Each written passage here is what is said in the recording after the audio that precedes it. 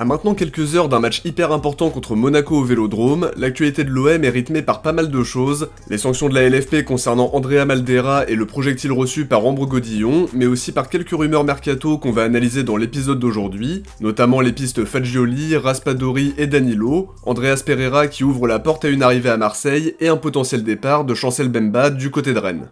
D'ailleurs, dites-moi ce que vous pensez de la piste Danilo dans les commentaires, est-ce qu'il faut absolument foncer, est-ce que c'est un joueur qui peut nous faire passer un cap selon vous, ou à l'inverse, est-ce qu'il y a d'autres joueurs à aller chercher en priorité? J'attends vos avis en commentaire. On commence directement avec une petite info qui concerne la Coupe Gambardella. Le tirage au sort du premier tour fédéral a été effectué jeudi, l'OM va donc se déplacer à Cannes le 15 décembre pour remettre son titre en jeu. La Provence rappelle que Christian Braconi sera privé des joueurs de la génération 2006, notamment Lafont, Abdallah, Le Pironec, Trigano ou Anis Doubal qui ne seront pas de la partie, mais il pourra éventuellement faire appel à Bacola, Sternal ou Selami s'ils sont disponibles.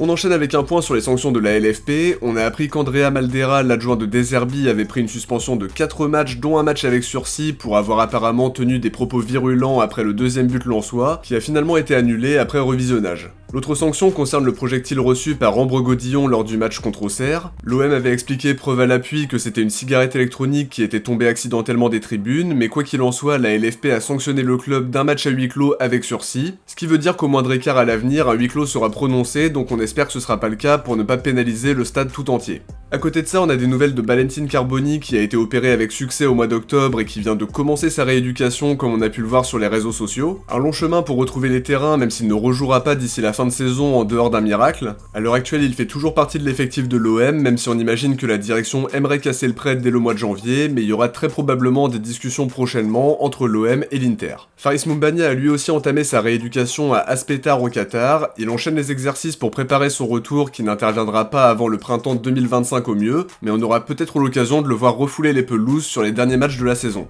On passe à un point sur Ismaël Koné qui vit un début de saison compliqué entre sa blessure qui a bien tronqué son adaptation et des premiers pas plutôt timides dans l'ensemble. La Provence revient sur pas mal de choses dans son édition du jour en expliquant que De Zerbi n'était pas satisfait par son investissement au quotidien. Il le trouve trop nonchalant et ça fait écho à ce qu'on disait dans le dernier épisode. Il a décidé de durcir le ton pour que certains joueurs se rendent compte qu'il faut en faire plus pour réussir. Un proche de Koné précise qu'il a moins de repères comme numéro 10, même si son coach à Montréal l'avait déjà fait jouer à ce poste-là. Il est plus à l'aise comme milieu relayeur en partant de plus bas sur le terrain, en cassant des lignes, donc il est actuellement en phase d'apprentissage pour ce nouveau poste, mais a priori Koné se régale sous les ordres de De Zerbi, qui l'impressionne par sa science du football. La Provence ajoute qu'il serait maintenant dépassé par Nadir dans la hiérarchie, c'est une info qui me surprend et qui ressemble à une déduction parce que Nadir est entré contre Lens alors que Koné est lui resté sur le banc. Alors ça veut pas dire pour autant que la hiérarchie a changé après une petite apparition de 12 minutes, mais je me dis surtout que De Zerbi veut piquer Koné en lui montrant que sans investissement au quotidien, il ne peut pas prétendre à du temps de jeu et c'est juste logique parce qu'une place sur le terrain, ça s'obtient au mérite et par un travail quotidien important. Pour autant, je suis vraiment très content de voir que Bilal Nadir plaît à De Zerbi, c'est un jeune joueur qui a beaucoup de potentiel et qui revient bien après 2 graves blessures, c'est important de le préciser. J'espère qu'on aura l'occasion de le voir plus longuement en Coupe de France et éventuellement le prêter au mercato d'hiver pour qu'il joue plus régulièrement.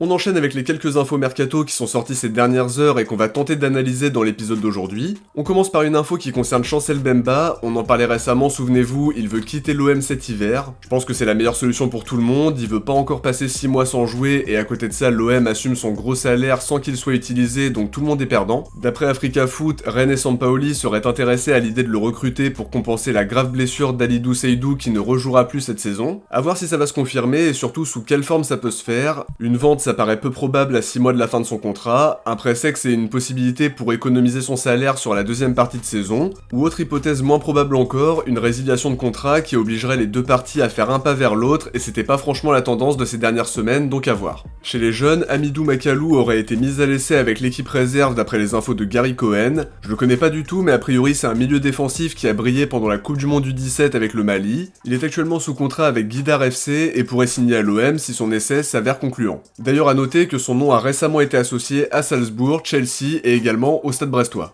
En Italie, la Repubblica parle d'un intérêt pour Giacomo Raspadori qui manque de temps de jeu avec Naples. Seulement 20% du temps de jeu total en championnat et une place de titulaire uniquement en coupe. Il est barré par Lukaku et par Giovanni Simeone à la pointe de l'attaque, donc il pourrait partir cet hiver. Là où la piste est crédible, mais où ça peut aussi être une déduction comme pour le dossier Josh Duffus, c'est que De Zerbi l'a lancé en pro et qu'il l'a côtoyé pendant 3 saisons à Sassuolo. C'est un profil intéressant qui peut jouer seul en pointe comme en soutien d'un autre attaquant. Quand il était en jeune, il était très prolifique, mais depuis il n'a pas dépassé les 10 buts par saison si je dis pas de bêtises. En revanche, il a son importance dans le jeu et on imagine que De Zerbi sait exactement comment l'utiliser. Pour autant, l'OM vient juste de miser sur Wai pour l'avenir, il y a Mopé, il y a aussi Mumbagna qui reviendra en fin de saison, donc pour le moment je suis pas persuadé que ce soit une priorité. La Repubblica rappelle que l'Atalanta et la Juventus sont intéressés par lui, il est valorisé autour de 20 millions d'euros à bientôt 3 ans et demi de la fin de son contrat, donc à voir si ça ira plus loin. Au milieu de terrain, après Arthur Melo, c'est maintenant Nicolo Fagioli qui est évoqué comme une potentielle piste marseillaise, une info qui vient de la Gazzetta dello Sport, l'OM serait en avance dans le dossier alors que Naples fait aussi partie des clubs qui sont à l'affût. Comme pour Raspadori, son temps de jeu est réduit, 13 matchs et 4 comme titulaire sous les ordres de Thiago Motta, il est estimé autour de 20 millions d'euros à bientôt 3 ans et demi de la fin de son contrat lui aussi, et même s'il est poussé vers la sortie, la Juventus restera exigeante vis-à-vis des clubs intéressés. Encore une fois, on a pas mal de solutions au milieu de terrain, donc à voir si ça ira plus loin que le stade de la rumeur. Défensivement parlant, le média spécialisé Juventibus affirme que Danilo a reçu une offre de l'OM et de plusieurs clubs brésiliens. Ces derniers jours, le chroniqueur brésilien Monblano expliquait qu'il aurait demandé à résilier son contrat cet hiver pour retourner au Brésil, mais quand il a été interrogé, Danilo a botté en touche en précisant qu'il ne savait pas encore de quoi son avenir serait fait, et en rappelant qu'il était concentré sur son rôle de capitaine à la Juventus et avec le Brésil. Pour autant, c'est un joueur que je prendrais volontiers à l'OM, un vrai leader qui est très expérimenté et qui a joué dans de grands clubs, il peut jouer latéral droit et aussi défenseur central, ça peut vraiment être une grosse plus-value défensivement parlant avec un joueur qui connaît parfaitement l'exigence du haut niveau. S'il arrive libre, il touchera une belle prime à la signature et c'est normal, faudra aussi assumer son gros salaire qui est estimé à plus de 5 millions d'euros annuels, donc à voir si ça va se concrétiser ou s'il optera plutôt pour un retour au Brésil à 33 ans.